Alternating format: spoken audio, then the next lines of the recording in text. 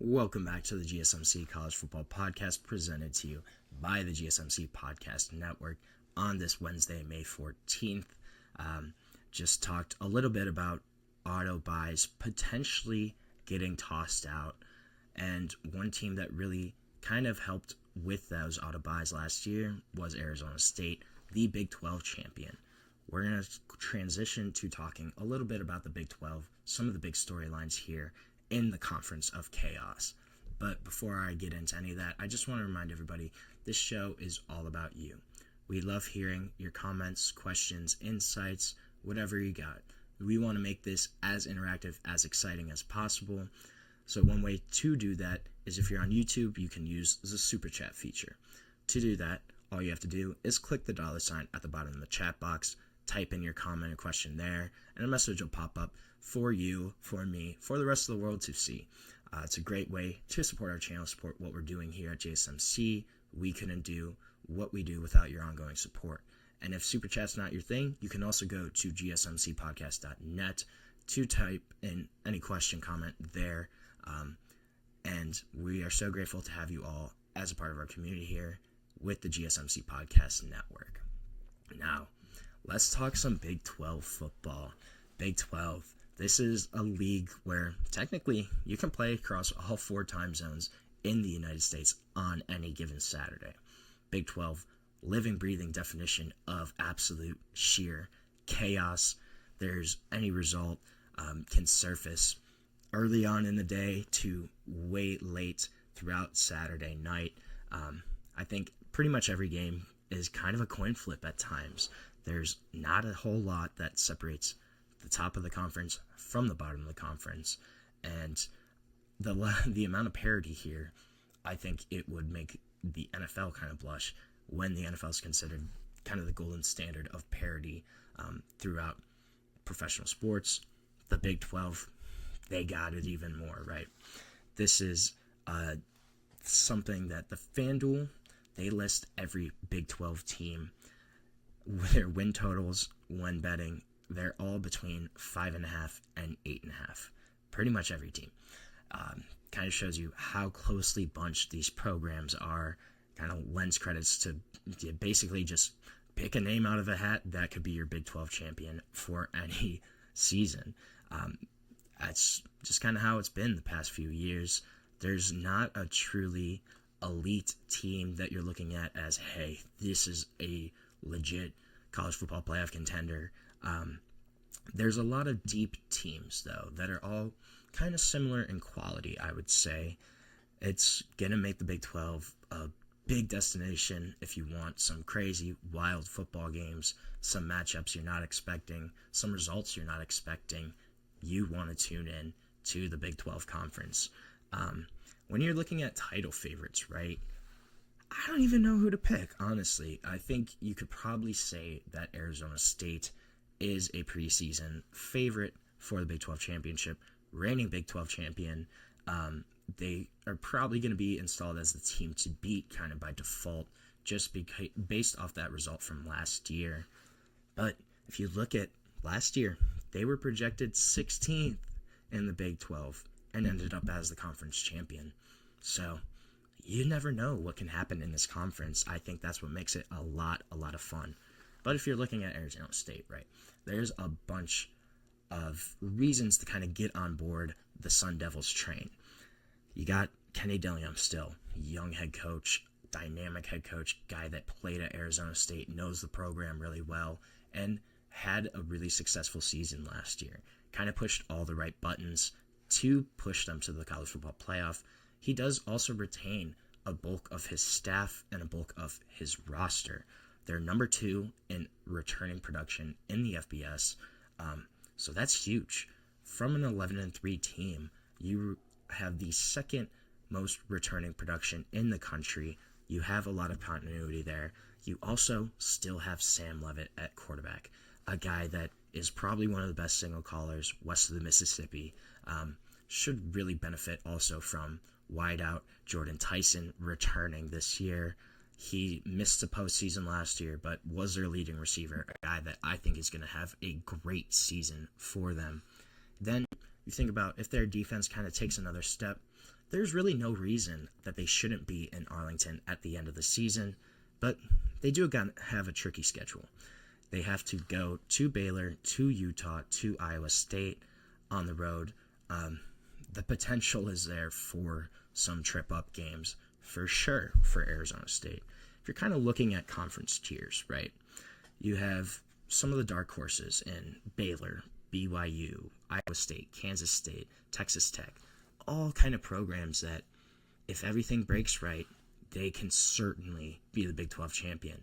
BYU, they were right around the corner last year, just kind of faltered at the end of the year. Iowa State, they won 11 games last season. People don't realize Iowa State was quietly really, really good. Kansas State, they've won 3 straight seasons of 9+ wins. Chris Kleeman there as their head coach. This guy's a winner. This is a program that also has a stud quarterback in Avery Johnson that could potentially jump up there. You look at then teams like Kansas, TCU, Utah, they're all kind of aiming high after disappointing 2024 seasons. Kansas really struggled last year.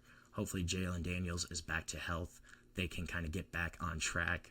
TCU, they quietly won 9 games last season. So this is, again, a team that is better than people think. And then Utah had a really rough year last year, only winning 5 games, a bunch of injuries there. They should kind of still be at least steady. They bring in Devin Dampier at quarterback. That's a big-time pickup for them and should kind of solidify that position. Then you have the teams that may be kind of bowl eligible. Arizona State, UCF, Cincy, Colorado, Houston, Oklahoma State, all right there, right on the cusp of bowl eligibility. But any one of them could jump into the next tier. And then you have West Virginia. West Virginia kind of seems like this is a building year, a retooling year, a time for Rich Rod to get his roster kind of set in stone, I guess. If you're looking at some of the storylines, though, Coach Prime, what's going to happen with Dion? He's not going to have his son at quarterback, not going to have Travis Hunter there. Obviously, it's must-watch TV for both on the field and off the field. But there is a lot of optimism here. They land star true freshman Julian Lewis at quarterback. Should be a guy that may play early on, but you also have Liberty transfer Caden Salter there to kind of take over as the experienced guy. Let Juju Lewis develop. He also gives that team real upside in terms of offense. And then this defense, it could be one of more kind of salty, gritty teams in the Big 12 in terms of that unit. They have a lot of returning production there. They bring back coordinator Robert Livingston, who really had a strong year last year, kind of with their scheme, designing it, and putting guys in the right position to succeed. But don't have a great schedule. They got to open at Georgia Tech. You have BYU at TCU, Iowa State, and at Utah in 4 straight weeks in the middle of the season. And that's going to be tough. And they also finish with Arizona State and Kansas State. So it could be a rough year for the Buffs. So this is a big toss-up, though. It could all either go really well, and kind of Dion can prove that he can coach without his son as a quarterback, without a Heisman winner on his team in Travis Hunter. Can he do it? Or is it all going to kind of falter this season? That's going to be a huge storyline throughout the Big 12. We're going to see it play out throughout the season. Another kind of under-the-radar storyline, Texas Tech. Texas Tech went all in this year in the portal. If you look up kind of what they have done, how much they have maybe spent, nobody's really going to know the true numbers. But this is a roster that is probably going to be one of the most expensive teams in the country this upcoming year. They were one of the biggest spenders in the portal. They also have a top 10 returning roster in terms of production. So you kind of supplement that with some of their additions, with David Bailey, with getting Micah Hudson back, with some of the other guys that they've kind of just added to fill in certain spots. This is going to be a really interesting team. There's a lot of pressure riding on Texas Tech, on Coach Joey McGuire, to kind of cash in on this roster, to give them hope and kind of say, hey, yes, this is why we wanted to do this. We wanted to win a Big 12 championship. We want to be a national contender. This is the year for Texas Tech. They have a stacked roster. It's going to be interesting, though. Will they kind of live up to expectations, or are they going to falter? That's going to be another huge storyline here with the Big 12, is how Texas Tech's going to perform. Then you also just have a couple of new coaches, a couple of new old coaches in Rich Rod and Scott Frost. Rich Rod going back to West Virginia after he left for Michigan in 2007, pretty controversially, I would say, hoping to kind of build back on some of the success that he had there in those mid-2000s. Then Scott Frost, they bring back UCF. They bring back Scott Frost there to be their head coach. Kind of was in the wilderness for the past year or so. A guy that was the coach of UCF when they had their most successful stretch in the late 2010s, but a guy that kind of struggled at Nebraska at his alma mater. Does he still have it? Is he going to struggle with UCF being in a power conference now with a lot of changes there at that university? Is it going to be something that he can replicate, or is he going to falter as well? That's going to be a big question mark here for the Big 12, is how these new old coaches kind of fare this upcoming season. So now we're going to take another short break on our show. When we come back, we're going to talk some Week 1 primetime matchups that got announced earlier this week. Going to preview those, talk about why they're exciting, why we like them.